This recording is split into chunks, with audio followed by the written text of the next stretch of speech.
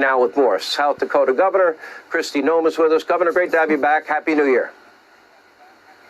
Oh, Happy New Year, Sean. You're in Florida, in a beautiful state, but the news is still bad. We still have Joe Biden as our president, and the country's in trouble. So I'm in Iowa this week talking to folks and having those conversations about those critical issues that you were just discussing.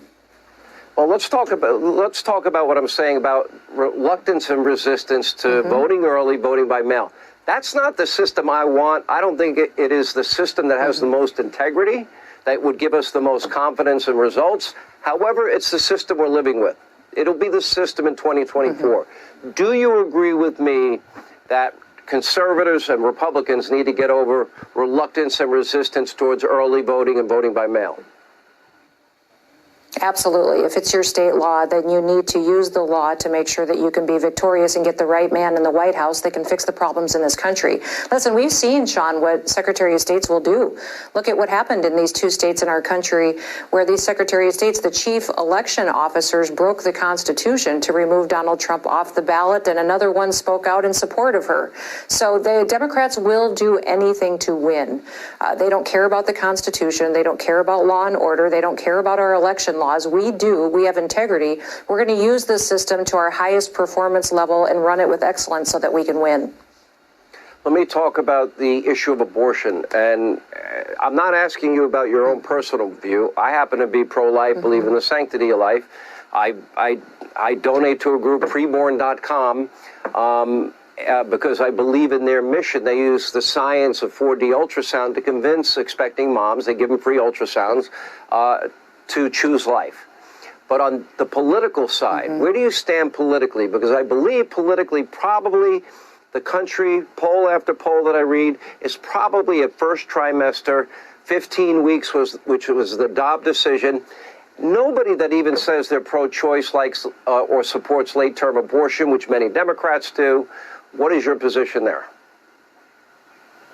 You know, what bothers me so much, Sean, is that people aren't even having these conversations. They're not even talking about it and avoiding it, which causes the public not to trust them. So I think that at the federal level, that certainly is where the public is landing. Absolutely. And the issue is that us as leaders, we don't get to be dictators. We follow the public and the public opinion. I get to have personal views and I advocate for policies. But at the end of the day, the voters decide, and they decide what the laws are. And so that's one of the things that we as conservatives mess up so often, is we don't have the conversations.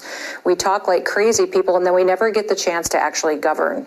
And we need to be a little smarter and wiser in how we have these conversations and let people know that we care about these families. We care about mothers. We care about their health. That in South Dakota, we've started a website that is all about how we can come alongside and support women in these situations that are unplanned. Yeah. Any other advice you would offer, unprompted by me? Well, I think that Americans need to start sitting down and having conversations, and that conservatives can't shy away from these issues. So, that's what I think, that they're having lots of different debates. Roe v. Wade changed everything in this country, put the conversation at the state level. My state law looks very different than what is in place in Florida or Illinois or any other state. If there's a decision that's made at the congressional level, the public will be weighing in on this election cycle, and that is what the leaders will follow. Yeah. All right, Governor Noem, great to see you. By the way, you have a great jobs program. You've now got thousands of people that you're incentivizing to go to South Dakota. That's a tribute to you. Yep. Even people that get an apprenticeship are making $80 grand a year by moving to your state. That's a great program. Thank you, Governor. Appreciate it. It's fantastic.